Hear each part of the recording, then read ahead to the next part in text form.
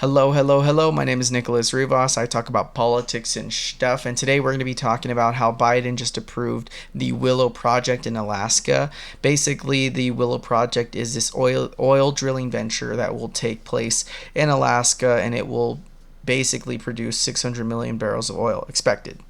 That is equivalent to 2 million gas-powered cars on the road. So a big leap for those who have been preaching and really pushing for Biden to be more oil dependent, stating a lot of these Fox News right wingers should be this, but I haven't seen much of it, and that's why I really wanted to make this video. Was a lot of the Republicans that I've been reading from the Fox Newses and Newsmax haven't really covered Biden, I think, in a fair light. I think they've been kind of crapping on him, which is, I feel like, something that I thought they wanted. I thought these people were mad when he did the Dakota pipeline, right? Which, oh, this is why gas is more expensive. It's not. But that's what I kept hearing when I read the Fox News and Newsmaxes. And now when I see Fox News, they've been very, I guess they've been fair. I guess. I mean, I'm very odd with Fox News. Is like they've talked about him. I've seen Tucker Carlson, Sean Hannity, and I know they're different people, right? Fox News as an entity is not them, but I've been seeing a lot on their network. This like Biden is trying to take away your oil. He wants to destroy your cars, and then he does stuff like this. And I feel like the only people talking about it is maybe the online sources, but none of the Sean Hannitys and Fox pundits. So I'm confused and conflicted. I mean, I know what it is. It's partisanship, but it's kind of sickening to see that they've really just sunk this low. But whatever.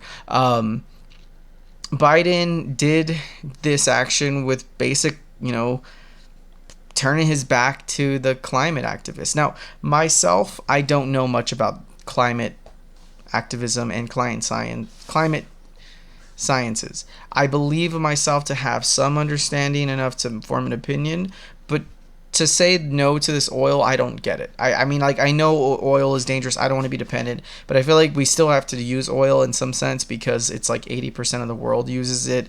To just go cold turkey would be crazy. I mean, I think we should get less on it and be less dependent, but that also takes effort and science and research that to other forms like wind and solar and all that, which I wholeheartedly believe in. Like, I live in Arizona, and it boggles my mind that not every single Arizonan has a solar panel on their house. It would save power and money for everyone, even though it's probably not the best.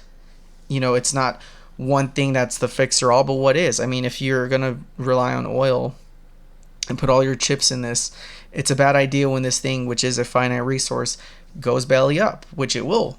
It's a finite resource. So we should have other, venues and routes, and we should put research. We should put monies and dollars into solar and wind, even if they're not as perfect. At least we're not putting all chips in one, right?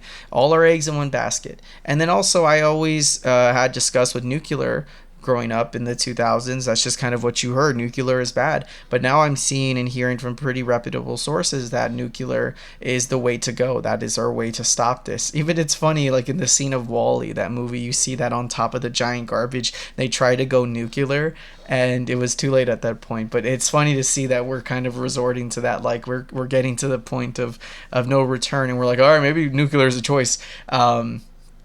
Which again, I still believe oil is the route to take.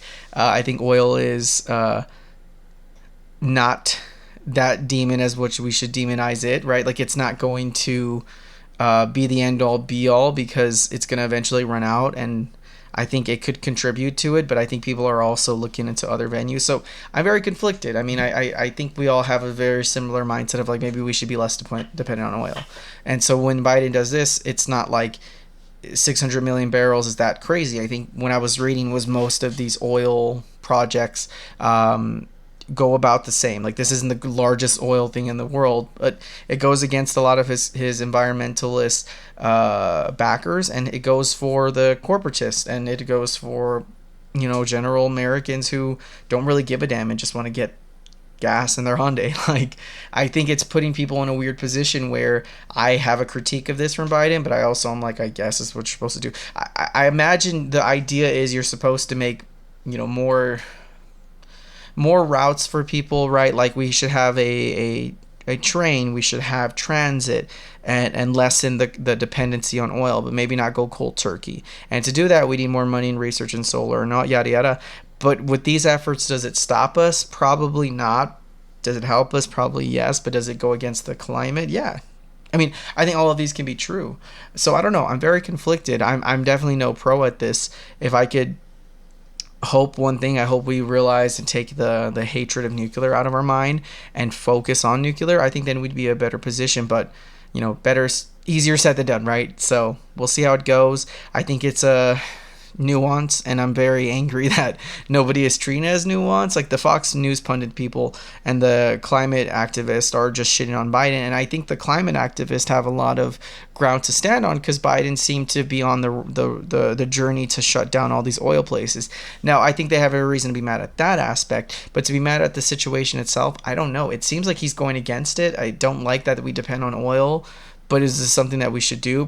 Probably, as like a country, to keep going and surviving and have people and pay as best as possible. Like, you don't want to pay $500 for gas since we're so dependent on it, but eventually the roosters are going to come home and lay, or whatever, chickens are going to come home and lay.